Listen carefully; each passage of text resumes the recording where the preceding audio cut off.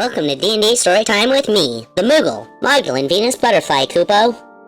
The Highroad, Episode 1. The scene is being set, and the retired adventurers are living their lives in the small village of Pallet, Kupo.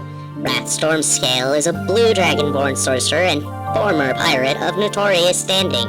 He runs the local tavern, the Drunken Dragon, Kupo. As the proprietor of the only tavern in town, he has befriended most of them, Kupo, including the rest of the heroes. Pixie, a drow of former nobility over a port town, works part-time at the Drunken Dragon and helps with law enforcement, Kupo. Her retirement to Pallet came due to her vigilante actions that led to reformation of how policing was handled worldwide. As a paladin, she polices the town alongside Pius, Kupo, a warforged grave cleric, and Nick, an astral elf wizard, Kupo, who together had saved an entire continent and helped found the Immortuous Casteum. Cleth, a swordsman known for his blue flame blade, had become the most regular patron of the Drunken Dragon as he drank his sorrows while recovering from leading the charge to stop an Illithid invasion and a mountain-sized tortoise. Although only in town for a few years, Kupo, he's already made friends with the other heroes to varying degrees. Meanwhile, Kupo, Captain Flowers, works as a locksmith with an apprentice. He is a prominent instigator of competitions at the Drunken Dragon, and he can often be heard muttering or ranting about Icepeak and its horde of evil penguins, Kupo. What does this mean, though, for a story where everyone was once an epic hero and have already reached level 20?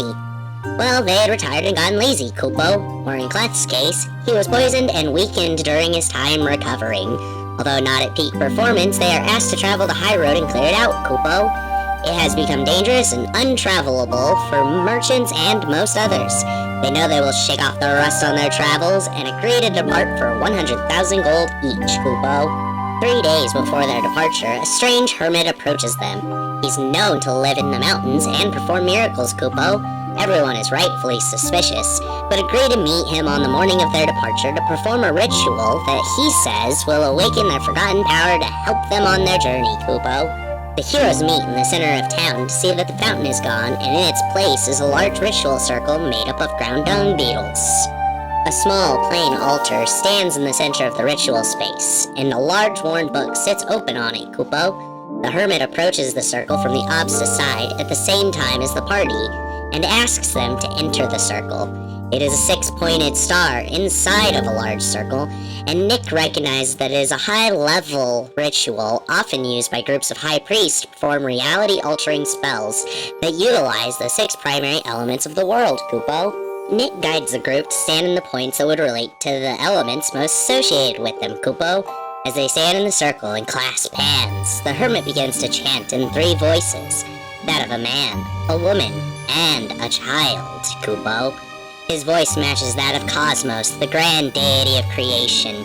The language he speaks is recognized by Cleth as the eldritch language used by creatures like Illithids and Aboleths. Fear and hesitation creep into the hearts of the heroes, Kupo, and at the table, the players can feel themselves sinking into the darkness, as the GM, Jessica, describes the scene. Each of them reacts differently to the thought that this may be death, Kupo. As they drift through the void, they find themselves on stable ground, slowly regaining their senses. As they open their eyes and see that they are standing with hands clasped in a circle in the center of a small fantasy village, they quickly realize they have just started playing an isekai adventure, Kupo. Each character, now both hero and player, act in their own way. Star, now in Pixie's body, Kupo, begins running around the center of town wildly screaming for Pixie's husband that was kidnapped years ago and was used as blackmail against her. Dylan, now one with Nick, sits to meditate and begins an elfin trance, Kupo, realizing he has access to the hero's skills, knowledge, and memories as he speaks with Nick, who suggests that maybe the hermit was affected in the same way, but with Jessica's mind inside his. Pius seems to be unaffected, but Deuce's mind still manages to affect his choices and cause more violent and aggressive ideas and feelings within Pius. Lance, watching through Wrath's eyes, rolls a cigarette, both overwhelmed and curious at these events, Kupo, simply continuing to watch the scene unfold. During this, Cleth, trying to act as Garrus, Kupo, charges and grabs the hermit, demanding he undoes the ritual, even threatening to kill him, Kupo. The hermit begins panicking and trying to explain that he doesn't know what really happened and that Jessica made him do it. It's only after Star almost trips over Captain Flowers that everyone realizes he has fallen unconscious, Kupo. Likely because his player Justin wasn't there to be isekai'd. Out of game, everyone sits at the table, Kupo, processing the unexpected events as the session ends, and they realize they have to tackle role-playing a character that is both who they created and who they are, which is the truest reason they have degraded to level 1, Kupo.